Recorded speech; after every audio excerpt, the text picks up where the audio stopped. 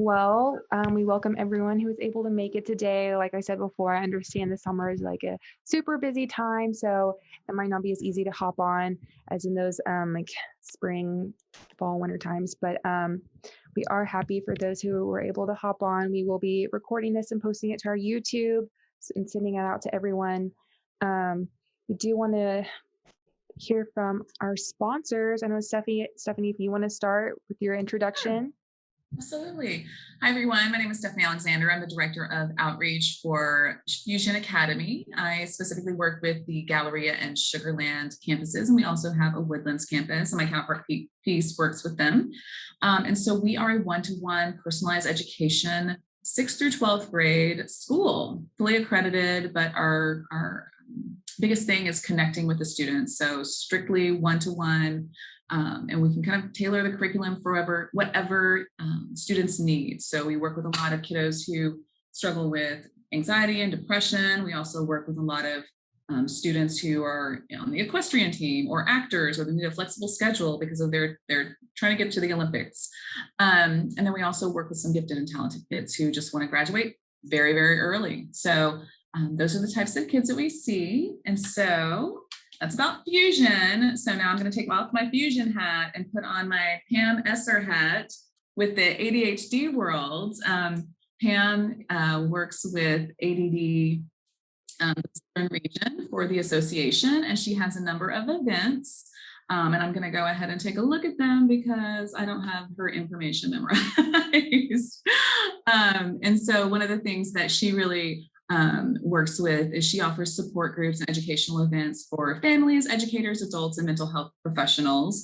They are virtual for this year, and then she is hoping to start some of her support groups for ADD in September. And she also has an upcoming event, which let me bring that up really quickly, which is going to be August 9th, 16th, and 23rd from 7 to 8. Basically going to be a virtual support group with Ellen DeLapp. And it's going to be called Conquer Your Planner. So she also has something on the 10th, which is a one-page profile to support your child for the 21-22 school year. So that is for ADDA. So I'm going to turn it over to Julie. Hi, everyone. My name is Julie Pomerantz, and I'm the admissions director at the Hub Houston. If you haven't heard of it, HUB is actually an acronym for Heard, Understood, Believed in. We're in Northwest Houston. We have 3 different programs. We mostly serve students, young adults who happen to be on the autism spectrum. However, we also serve students with all other kinds of learning differences, and also anxiety, depression, ADHD, Tourette's syndrome, anyone that needs a very small school.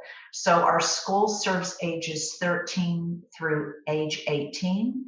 And then our second program is Life 101, which is for people who are over the age of 18. That's an employability program, social skills, life skills, any support they need at all in their lives to help them launch to become an active member of the community.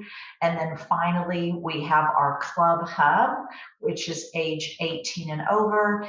That is strictly a social program that meets 3 nights a week for young adults to connect, build relationships together, and just make lifelong friends. And thank you. I'm looking forward to the program today. Awesome. Thank you all so much.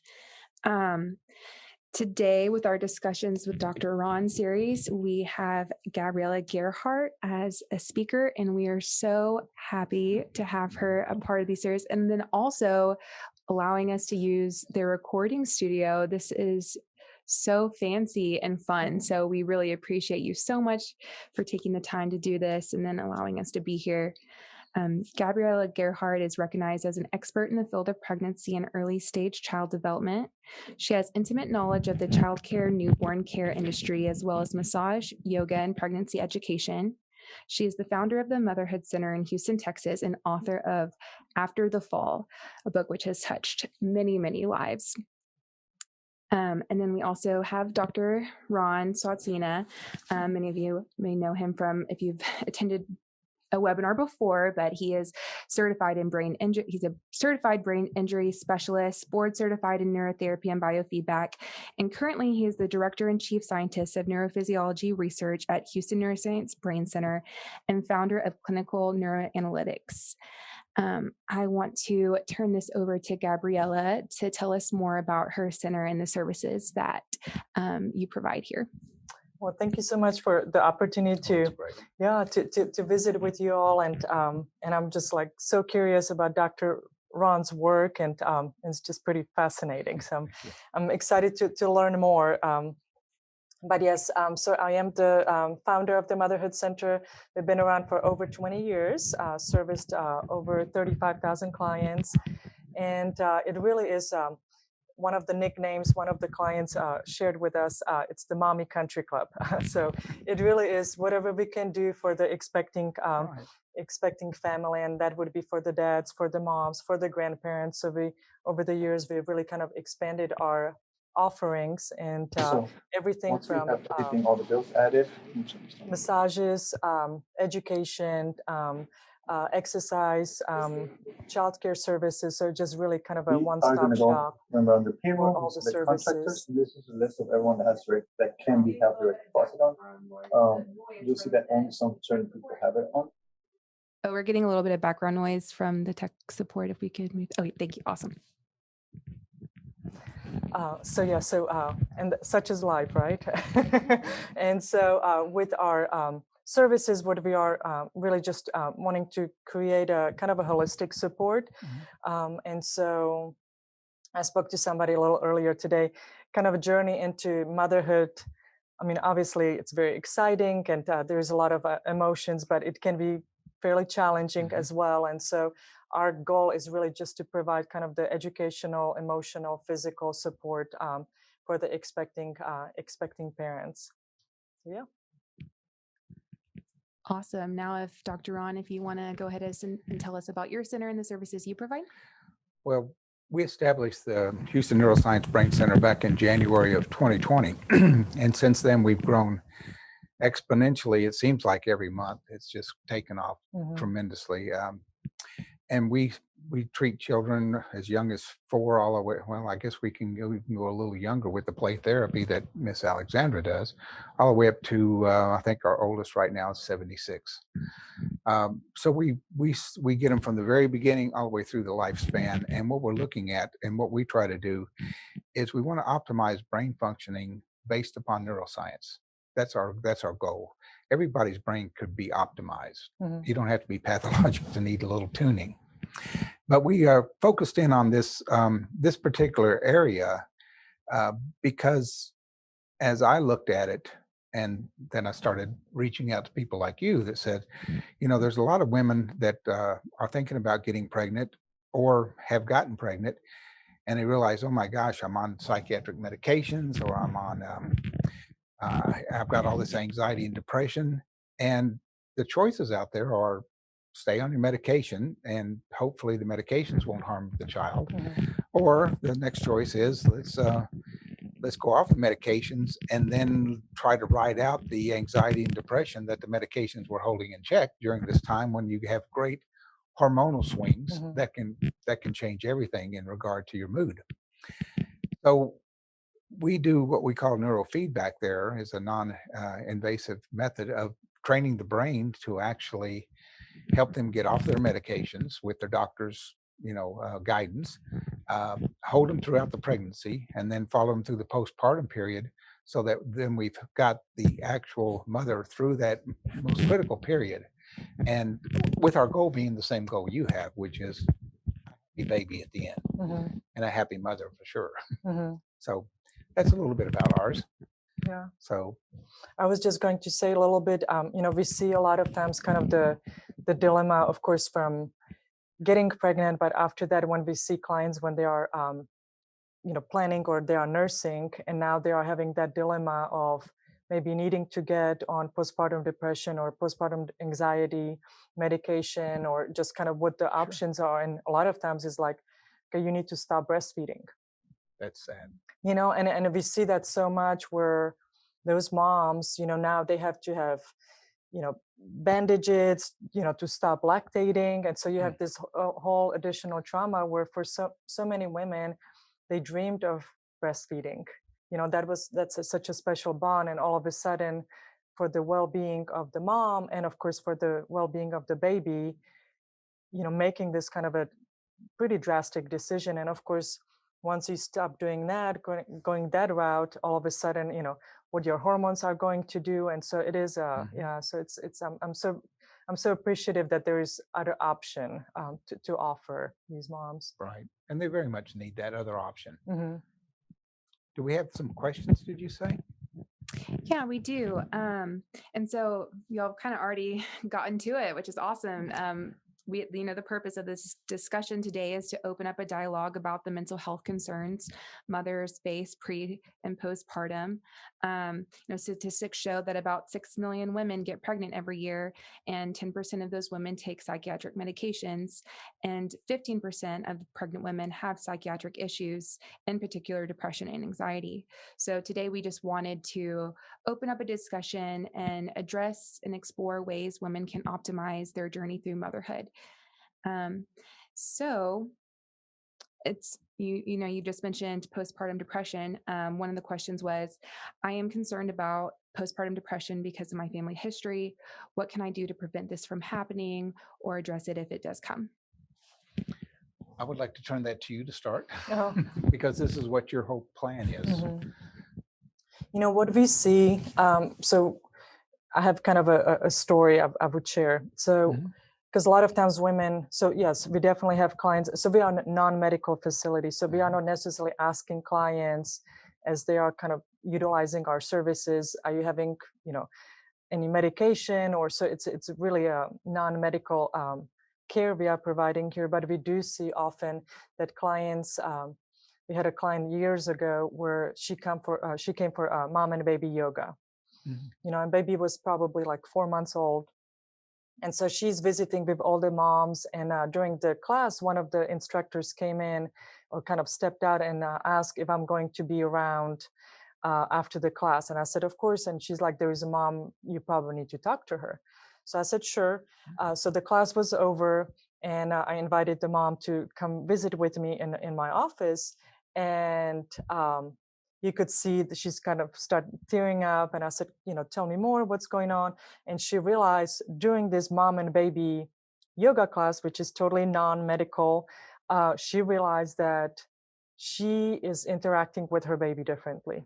She is seeing other moms interacting with their baby differently, interacting with each other. And she started realizing, kind of reflecting, okay, there is something going on. And sure enough, we were able to refer her out, and she was going through pretty severe postpartum depression. Oh, wow. And she had no idea, and but being able to see kind of what in quote unquote normal maybe should be, that really kind of triggered her to seek help. And so we don't actively seek out, of course, moms which are having any kind of anxiety or depression issues, but they do kind of land in our hands. And it could be even just during massages. Client all of a sudden gets really kind of attuned with her body and start feeling things a little bit maybe differently. Or we had a client, this is many years ago, she shared with me, she had no idea that she's going through postpartum anxiety and postpartum depression. And she said, I love making flower arrangements. That's just kind of what makes me happy. And, something would, kind of my little check-in. Well, once she had her baby, she realized when she went to a flower market and she brought those flowers home, it gave her zero joy. All of a sudden, she's like, something what normally was making me happy, all of a sudden it was not. And sure enough, she sought help, and she was going through a postpartum depression. So I think it's just kind of, even with the numbers we are quoting, 20% of women go through postpartum depression. We really, I think that number could be higher, could be, it's just because it's such a complex, issue. And even like people which I know, which are in the field, they are just discovering postpartum anxiety. Right. you know. I know it. It's just now starting to get some Mhm, attention. mhm, And it's great that you've got such a, it would be a great place for somebody to at least start to discuss that with you mhm, and notice these differences. I was thinking about your center as we went on the tour this morning, and the massage rooms, the yoga room, and everything else was just incredible. And I'm thinking the mind body connection, you're really working your hardest to help them get in touch with their body, to relax, to enjoy, to mhm. get into the flow of uh, raising a child inside you. That must be an amazing thing. Um, and I think that's great because when you do relax the body, uh, that a lot of stuff can pop out in the Mhm, mind, mhm. and a lot of concerns and a lot of differences can pop out. I know when we get people really relaxed, sometimes they'll just burst out crying. And it's like, oh my gosh, that's Mhm. not what our intention Yeah, was. yeah, But then they let down their defenses and it comes forth. exactly. And, if we can join together in some sort of a wonderful way in order to help these women that are, come through your center Mhm. because you want to optimize their pregnancy. Yeah. That may be inhibiting some of that process, and it sure would take away from the joy that they should be having. Yeah, yeah. No, and we do because one of the, like you said, you kind of let your guards down, Mhm. and we see, a lot of our clients are professional career women. And so they are at their workplaces. And, early on, they might not be even disclosing that they are expecting, Mhm. for HR and different reasons or, Mhm. Miscarriages or, Sure. and so there's already kind of that outside pressure. And so, but when they come to the Motherhood Center, they can just be, That's right. if they are having backache, like 2/3 of the women here are having backache. If there are hips hurting or swollen ankles, Mhm. like it's just everything is just so relatable. Mhm. And so if you have kind of I call it kind of the camaraderie of other expecting women and new moms, you feel more like your feelings are more validated. And with that, you can kind of let your guards down and just be really real, because you can. I can only imagine what kind of impact this has on a mother, a female, the first pregnancy. I mean, Hmm. talk about a bunch of unknowns out there. Yeah.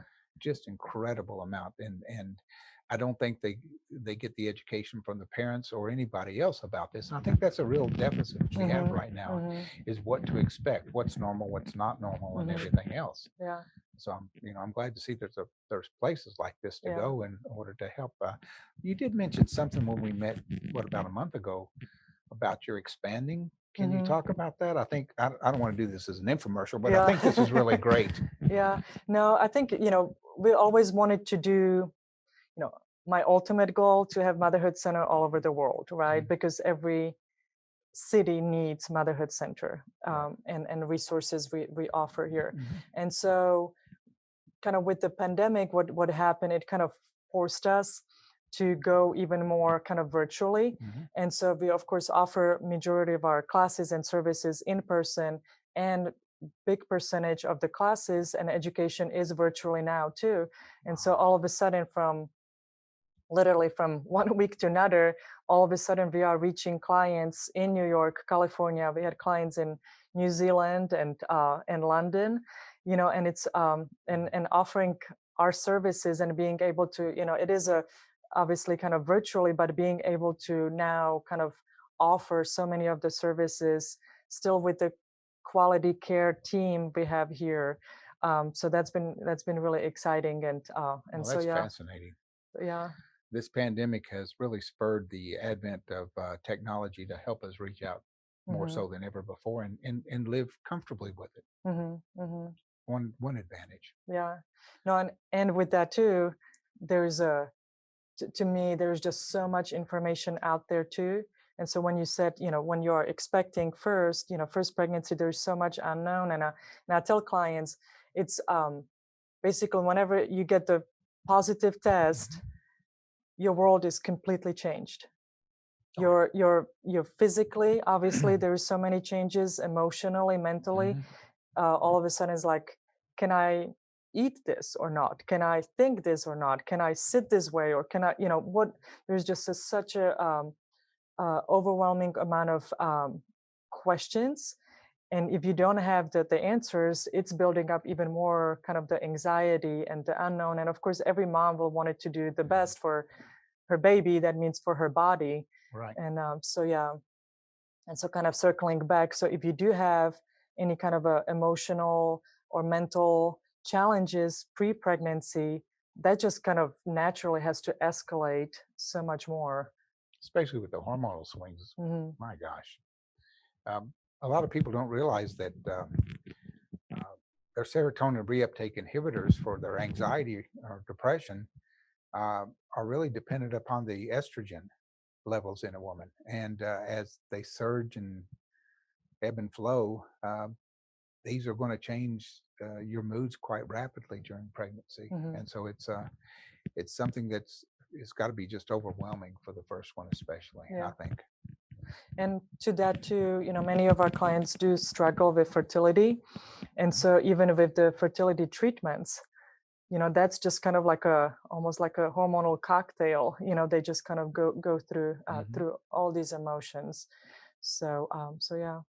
And a lot of stress, which then they say prevents a lot of pregnancies. Yeah. Fertility treatment is not cheap. Mm-hmm. And people are really trying their hardest to get pregnant and just can't. And it's sad. But do we have some more questions? Yes, we do. Kind of going off of what Gabriela said about them being concerned about like what goes in their body and what's best for their body. There's a lot of questions. I'll kind of combine together since they're similar, but there's questions that women have and concerns about going into a pregnancy and then taking psychiatric medications. And then how is this going to affect their baby? Sometimes they're getting mixed signals from things that they read online. One specific question says, I stopped taking my Adderall medication because I didn't want to risk any effects on my baby. How can I manage my ADHD-like symptoms? And while we know this can really affect day-to-day life, managing these ADHD-like symptoms, and then there's going to be even more like severe psychiatric issues such as anxiety and depression, and how would they manage those? Well, one of the considerations is that just what you mentioned, there's a lot of professional women that are going through pregnancy and for the first time, and they need their focus.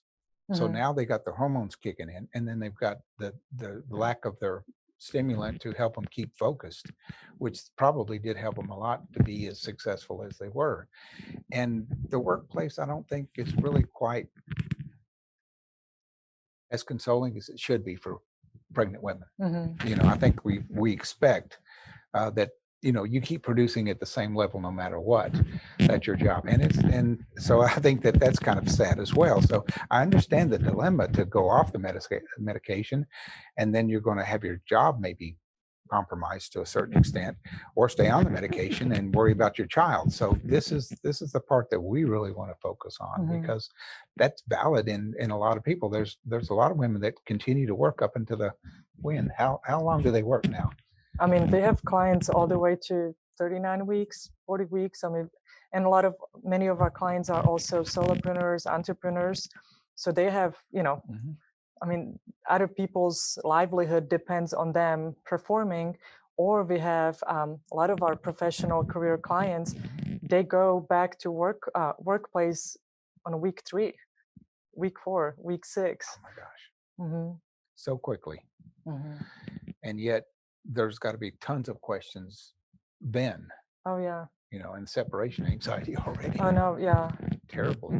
So kind of like juggling it all, and just, I like to use the term work-life integration rather than balance, because when you have balance, things kind of get tilted, but it's, this is just like a drastic shift of the importance of obviously the work, but importance of the well-being of the mom. Now you have the baby, and of course you have the whole family, because obviously we talk a lot about moms, but dads, I mean, they are going themselves through depression. I think the number was like 15% of dads are going through postpartum depression.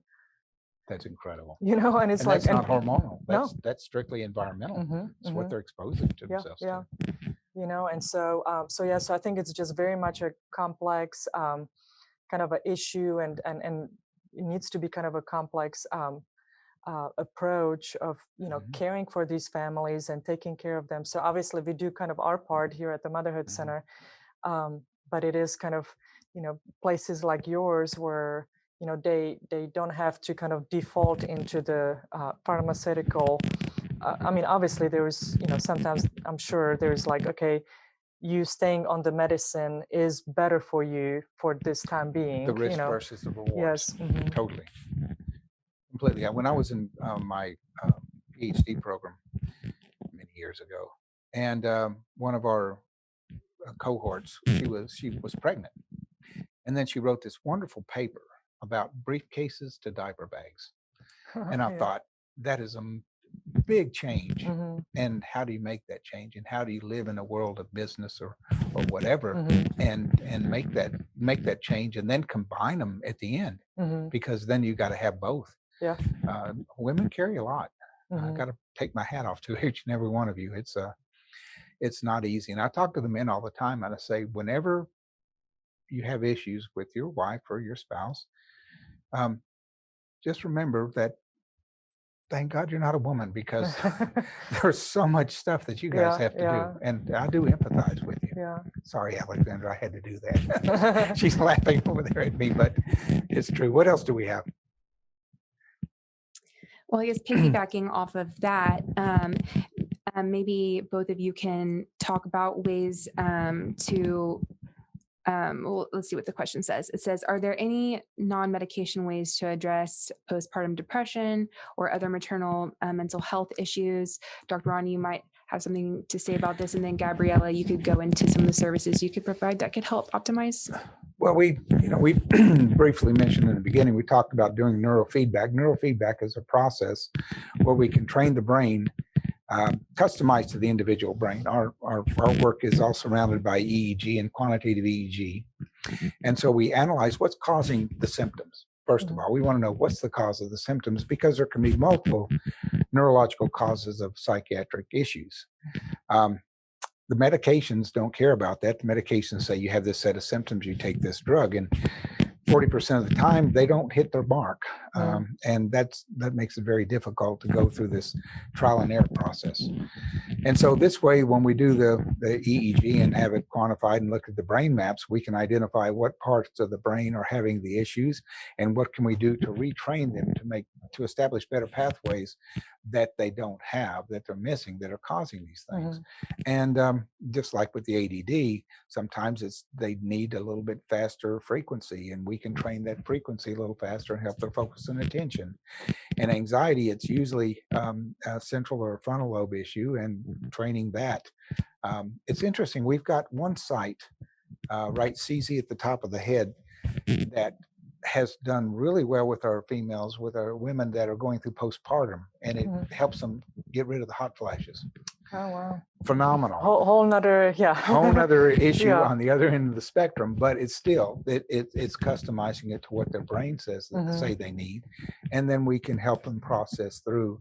And once we make those pathways, they're permanent unless you get brain injury or drug and alcohol abuse or toxic exposure, something radical. So there'll be permanent changes. So they'll last throughout the pregnancy, after the pregnancy, throughout their life. And we always want to see, number one, everybody's an individual. There are no cookie cutter humans out there, period. So we have to customize it to them. And kind of like what you do with this, you've got your own plan, but I imagine with each individual mother, they have a different set of priorities, maybe for you. Can you talk about that? Yeah, I mean, we just like every pregnancy is going to be different. You can have your best friend being pregnant with you at the same time, and you will have very different experiences. Kind of expectations of the pregnancy, expectation of what kind of mother you will be. And that kind of can be whole another kind of a bag of worms there, because so many of our clients, maybe they wanted to be a better mother maybe than what they had, or they wanted to be as good mother as they had, and so now they are setting up themselves for that kind of a success and and kind of maybe struggles in reaching it. So so I do just like pregnancy, the motherhood, everything is so individualized, and so our clients, everybody has a little different needs. The same like somebody who maybe likes to have a firmer massage during pregnancy, all of a sudden is like, I just wanted to be nurtured and just somebody validating me being here.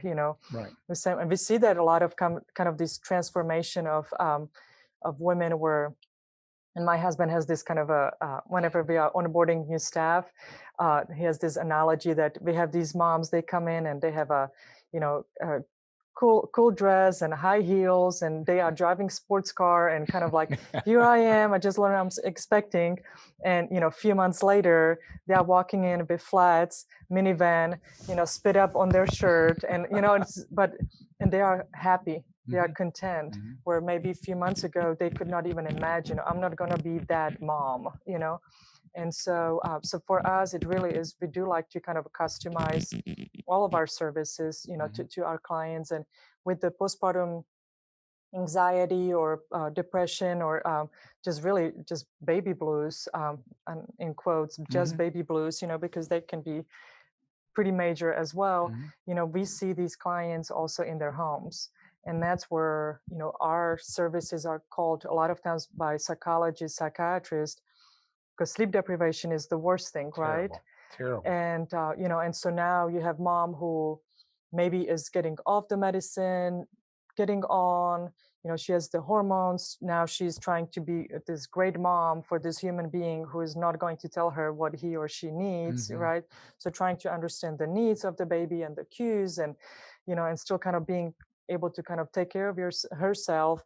She's obviously, she just gave birth, so physical changes, breastfeeding, all of that. And now we are stepping into this situation of, the dad is trying to do his best, and mom is sleep deprived. We are walking in where she can kind of barely even think of her name.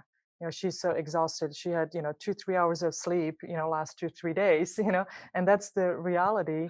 And so when we walk into these clients' homes, with our newborn care specialist baby doula program, we have to be, and that's part of our training too, we have to, whatever is on our shoulders, whatever is happening in our homes, we have to just kind of leave it in the car. That's right. And we are walking in and just being completely available to this client.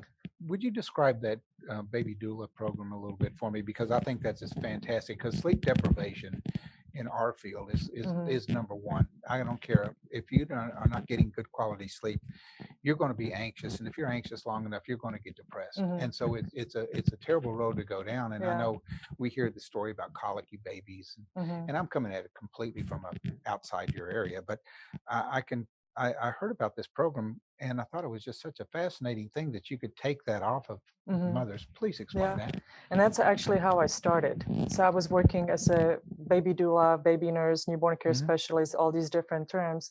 And I would be going to these clients' homes and essentially either just really give them kind of the education and support, or a lot of times mom just really needed rest. She needed extra, few hours of sleep at night. And it could be with her first baby, or she has a toddler and now she has a newborn.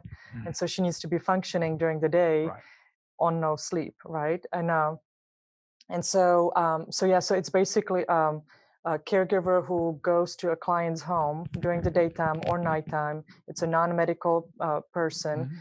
And it's really our ultimate goal is to, when we leave, a few hours later, that the mom is well rested, the mom is fed, because sometimes they just even forget to eat because they are so focused on their baby, right? And so sleeping is like, well, I will catch up on that later. Now the baby is the priority.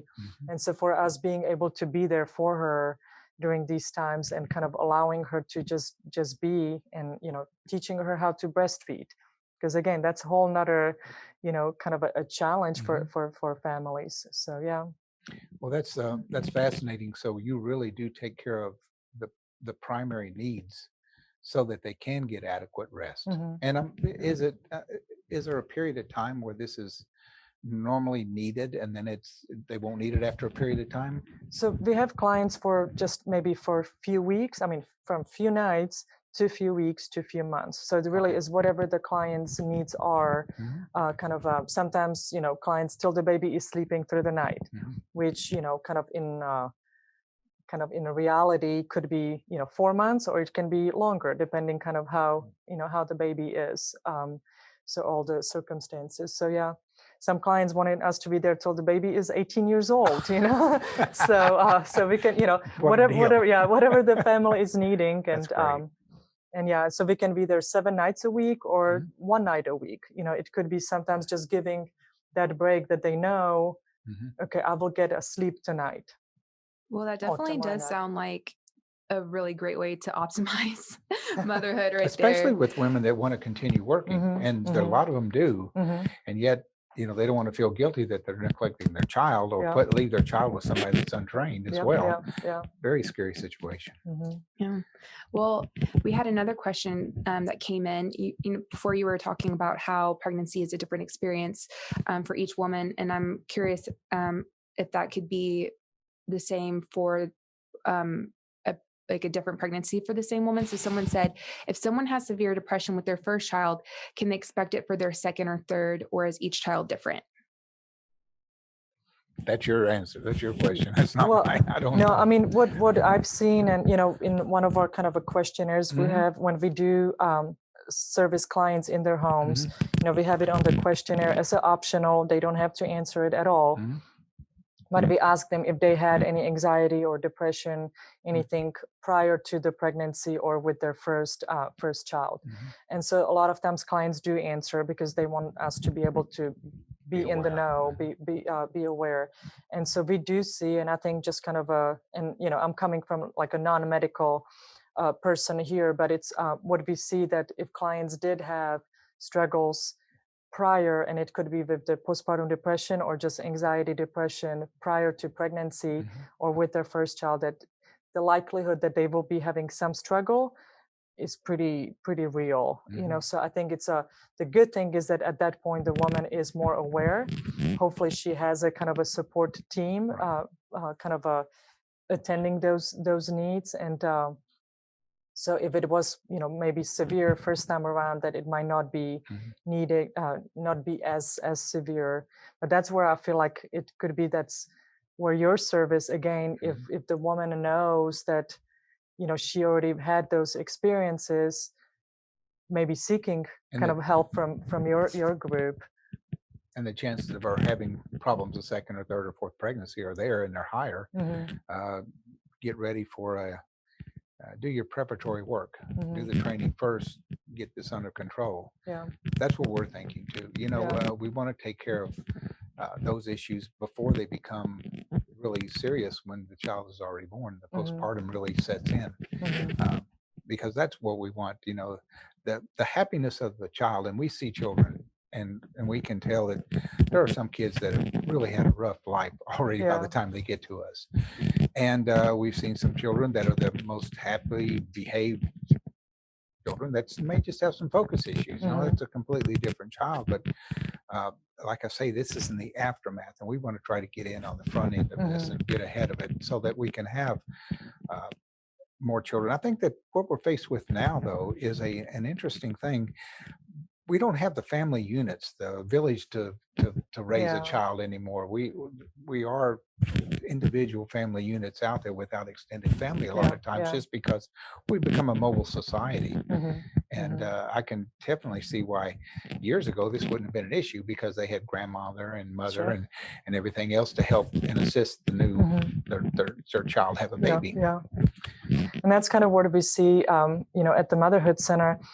Like, let's say in our prenatal yoga classes, now you are starting to form the village, because all the ladies are kind of on the same page, maybe different trimesters, but kind of all the childbearing years. And after that, they all start mom and baby yoga. And now they are recreating the community for themselves, because that's what you will need. I mean, it's not the saying, it takes a village to take care of a child, and it truly is. And so me coming from Czech Republic, grew up in small town in the village. And so we had that.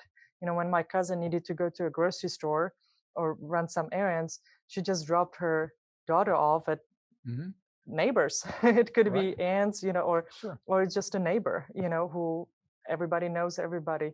And so there was not even a thought. Now you have to figure out, this whole support system in order to just do simple things like just going to a doctor or running errands. So, yeah. So your facility actually provides a support system. It builds it in, and then they have relationships outside your facility. That's great to know. I didn't know that. Yeah, I mean, we have clients which literally, and I still see them through social media or kind of socially, moms which started with us 15 years ago. They are still best friends with the moms from the yoga class. Now the children go to the same school, they vacation together. And those are moms which were kind of transplants, because Houston is such a transient city. So we have clients from all over the world here. And so now they can have a village, kind of a feel in completely different, city, and top it off, fourth or almost third largest city in America. They can kind of recreate their little village here. So. Sure. Well, I'm just thinking about, I have primarily female staff, and primarily they're going to start having babies one of these days. And I want them to be healthy and happy, and their children as well. And yet I don't want to lose them. Yes. And at the same time, this is something because I was in my last practice, we had several that got pregnant, and the challenges they had were just overwhelming.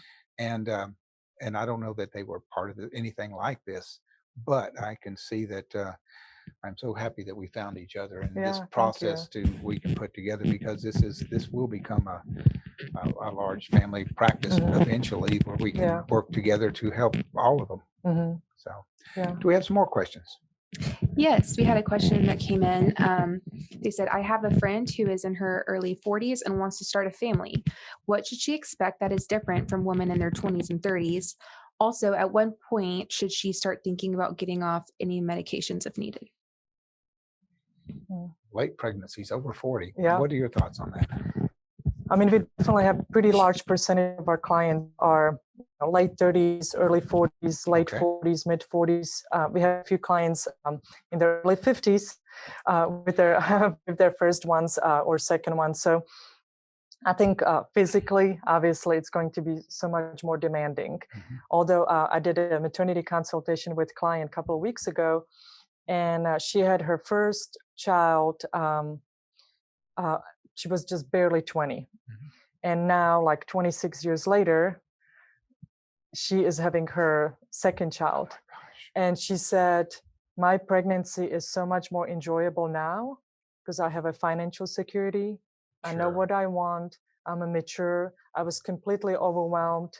She was single mom at that point, with the first. So she's like, she was actually like, I might try for another one, And so, so you have that story, but of course, physically it's going to be, they call it the geriatric pregnancy, after 35, which clients get horrified. Like, I'm like, that's because still you're going to be geriatric when they get married. Yes, yeah. But it's, so I think there's a lot of kind of emotions, tied into kind of the later pregnancies, but there is definitely kind of the stability you are bringing the child into, assuming that, there's much kind of a more stable financial and, so I think, but I think physically, obviously it's going to be just a little bit more demanding. And as far as the medication, Yeah, that's our end of it. And we do see a lot of folks in our practice that had,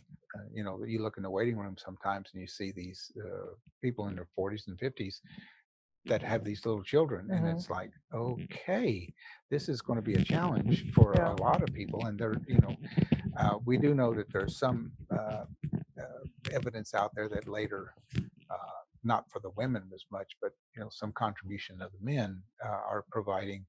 I don't know what you want to call it, but just there was a study out of Israel about older fathers, and this seems to be having some sort of issues with children that are more challenging. I don't know if it's been replicated, but we see it. We see a lot of older families in our waiting room, and I do think that the needs of them. It's back to the same thing. Medication is individual. The brains are individual. We have to see exactly what's going on in order to help. And if there is a medication that would be well matched, well, we can identify that. And if there's some that aren't matched, we can keep them from having side effects. So that's an advantage there. We would, still always have the option of going the neurofeedback route, but medication is treatment. Training takes time. So, sure, if you want a quick fix, the pill if the right pill at the right dose at the right time can work very well. But then training takes a little bit of time. So that's why, if we had this this joining of let's get these wonderful women through the first, second, third, fourth pregnancies in the best possible condition, mentally, physically, and happy babies, that's got to be our goal. I always look at the long-term goal. Yeah. When anybody brings in a child to me, I say, I've got one mission, and that's to get your child highly educated, fully independent, being a tax-paying citizen. Yeah. That's the job. And so that's what they're bringing them in for. And so we want to help that process. Yeah. So, one thing is, and I'm, Dr. Susan, she's local OBGYN and, and now GYN and focusing on kind of the menopausal women. And she had a kind of an interesting kind of a talk and a presentation, and it is where the life expectancy hundreds years ago was like 50. And now we are talking about women being pregnant, where the life expectancy was, they would not be really around, right? And so the whole adjustment of all of our organs, and obviously mentally too. So I'm just going to put you on a spot a little bit here. But since you and I met, I keep kind of like, whenever I have a little harder day, or I'm kind of like, I just need to like recenter it, I just like, can I just put one of those caps on and you just kind of like balance things so I can, we're actually working on something like that. Because it's really great.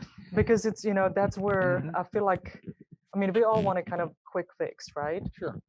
And when you said like this is a training, there's obviously you don't want to just like, oh, let's just turn this machine on, and so it's not about that, but it's well, there is some really interesting, wonderful research that's starting, and we won't do anything at our center that's not really research based, not manufactured research, but National Institute of Health research, and we're looking into technology that can. There's what they call Vlight. It's an infrared light that you actually put on a cap. And for those that are the high stressed type A personalities, the very fast brains, they can't relax. There is a setting for that. And, when we find that, and it's, they can even, what we want to do with this is to integrate it in and then see if it works. And then if it does, we can set it up so that they can buy a unit themselves. Of course, we're going to make sure it's the right application for the right brain and everything like this. But there is, I think technology is coming along that direction. Again, I'm not into pop psychology at all, but it's going to have to be well researched. But I think it is going that direction, and I think for a person like you would be an ideal thing. I need to get back to where I was, without drinking a bottle of wine, for instance. Maybe glass just to kind of chill it. But no, it's and I think just kind of going back to the late motherhood, and because it really is. I was talking to one of our educators, and she has 3 children. She's 35, and she used to be, RN at the hospital, and she would be working nights all the time, and so her kids are, now at home, and it's just like everybody's kind of routines are off, and so she one day she came in and she said, I just need more coffee, to teach the class because I did not sleep much. And so she's 35, and she said, I cannot even imagine to have a child right now. And so but 10 years ago or 8 years ago, it was not even a factor for her, the sleep deprivation. And so our bodies, how they are adjusting, and kind of aging, because brain is aging. I mean, everything is aging, right? And so I think having more moms kind of having children in the later pregnant ages. I just wondered about that because, we're seeing right now that, little girls and 9 years old starting their periods way before they used to 50 years ago, 25 years ago.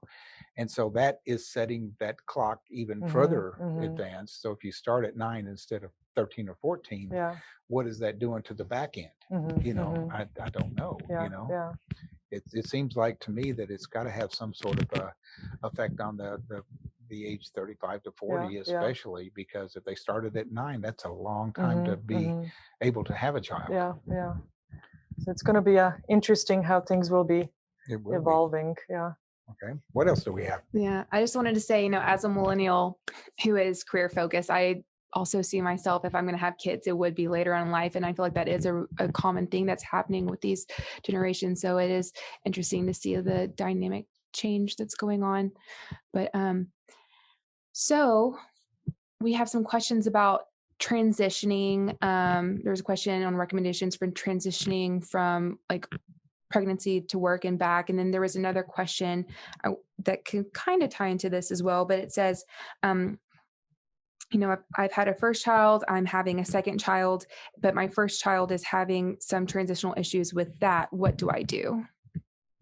Do y'all have any thoughts on that? I guess transitional to having second child. Well, it seems that the first child is not dealing with it well. Oh yeah. Yeah, with having a new member. I don't know if this is something y'all would want to get into. Well, it's kind of like pets. It can go either way. If you have one cat and you get another cat, you got a 50-50 chance of it going okay. Yeah. And I expect it's the same way with children, that it depends on, is there something out? My question would be, because I'm always trying to fix stuff, my question would be, is there something we can do with the first child or the first and second, if there's a third one coming, to prepare them as well? I mean, that to me is, if you've got, if your children are not happy, mama's not going to be happy. Sure. So is there something that you guys look at for that aspect of it? For that, it would be, how old is the older sibling now? Because if you have a 2-year-old and now you're having a new baby, the 2-year-old has no concept. Right. All what they know is, my mom is not spending the time with me. She did. I'm not the priority. Now I have this baby. When that baby, you've heard those stories. When that baby is going home, like, no, the baby is staying, right? And so, of course, they can be acting up in so many different ways. Now you have mom who is sleep deprived, and now, nursing. Now the toddler wants to kind of climb up on the mom, and so you have this whole dynamic. So I think so much is dependent how old the child is, and kind of how you can explain to them what's happening. And so I think in preparation, there's a lot of different books you can be reading to them, and just really kind of involving them as much as you can in the process. Obviously they are seeing mommy's belly growing, right? And kind of explaining what's happening, and again, dependent on the child's age. But after that, that's where we see a lot of times for our childcare services, we get called in to spend, kind of focus on the baby and the mom, but focusing on the newborn, so mom can continue spending some quality time with the toddler, right? Or if mom is, let's say, nursing, we are playing with the toddler, and so they are like the new toy to them, And so again, going back to the support system, start building that up in the preparation for the second or third child. And so maybe having a neighbor who always comes and picks up the child, or they are having these new activities, which just like new toys, something, so they are feeling kind of like, oh, this is not so bad because now I'm doing this and that, without obviously spoiling them and all that, but it's, it really is so much in kind of the education. Another challenge would be if you have, let's say, 8-year-old and now mom is expecting, so it's like the 8-year-old is, obviously know what's going on, but now means that this baby crying one. throughout the day. The baby's, Mhm. mom is kind of frustrated. Dad is, trying to juggle it all. And so now they might be kind of taking the back seat a little bit, because they understand and hopefully they are Mhm. willingly kind of doing some sacrifices, but it's, so much it is kind of an age driven. And there's of course dolls and different things what Sure. they can be kind of practicing on. And I Yeah. think that's where Alexandra does a play therapy, and that would Mhm. be a good process Mhm. to put your child into Yeah. something like play therapy Mhm. to help normalize the Yeah, yeah. situation and everything else. I just remember when my child, my brother's a year and a week younger than I, and they couldn't Wow. figure out why he wasn't gaining weight Mhm. until they set up and watched one night. And as soon as I finished my bottle, I climbed down and went over to his bed, grabbed his, threw my empty one on him, and went. No way. Seriously.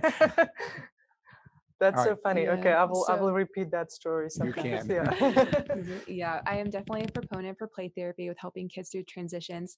We did have one last question that came through, and we only have about like a few minutes left. So if y'all just want to address it really quickly, and then I can close this out and y'all could do some Okay. closing statements. But the question is, what are some considerations for coping with becoming a new parent relative to different cultural or ethnic backgrounds? We see that all the There time. you go. Yeah, I mean, we have, clients where the mom is from Japan, dad is from Canada, and they are having a baby in Houston, Texas, and so culturally, there's definitely, differences, and what's normal in one culture might not be okay in another culture. And so we see also whenever we are working with clients where, maybe the grandma is overprotective, or, Mhm. how do you communicate? How do you want it to do things? Because you are ultimately the parents, the grandparents. You want them to be as involved as they can be, or but it's ultimately your child. So being able to kind of communicate that, and I would say, like prior to the baby's arrival, like just putting it out. This is how I wanted to raise my child. And I think asking those questions up front and early Mhm. is vital. Yeah. And getting counsel, Mhm. going in and seeing somebody that has expertise in the Mhm. cross-cultural Yeah.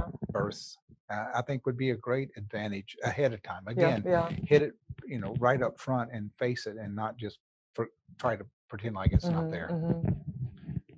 Well, thank y'all so much. This has been such an incredible discussion between y'all two and hearing, everything y'all have to say. I think it's incredible to see how the different approaches y'all have to creating like a well-rounded journey through motherhood, and looking for different ways to optimize it, such as, the support system that they can find here at the Motherhood Center, the education and resources they can receive, as well as addressing the physical aspects through massage and yoga, which we had discussed can give them some time to practice mindfulness and get to know themselves on a deeper level. And then combined with the EEG and neurofeedback to address optimizing the brain and its function and helping with those psychiatric related issues and stress as well, and sleep. Neurofeedback can even help with sleep. So there's that.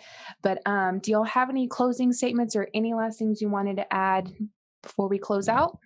Well, I would just like to say thank you for inviting us over. Oh. I appreciate that. You have a beautiful place here, a beautiful center. Thank you. Even as a male, I didn't feel out of place here. So the grandfathers and the Yeah. dads would feel really nice coming here. Yeah. And I think this is something that we need more of. So I applaud your ideas about expanse. But thank you for inviting us. Yeah. No, it's a pleasure to have you, and I look forward to kind of learning from each other and kind of how we can make a bigger impact. And like you said, ultimately with the children, because you want it to kind of stop any kind of a cycle, right? And so the parents to feel supported, and therefore children are going to be happy. I agree. So, yeah. Awesome. Well, Stephanie, I don't know if you have any closing remarks. I did actually want to say that we are going to have another discussions with Dr. Ron on August 18th at 12 p.m., 12 to 1. We will announce that topic on our Instagram. And Stephanie, if you have any things you want to add as far as registration and getting emails. Yes, so it would be the same registration link, essentially. I put all of the events on that same link, or if you just Google search Galleria Fusion Academy events, then it'll pop up, and you're able to register now. So it's completely open, and we are looking forward to everybody in August. I'm really thankful for the Motherhood Center and for Dr. Ron for for coming and talking today. That was such good information. So thank you.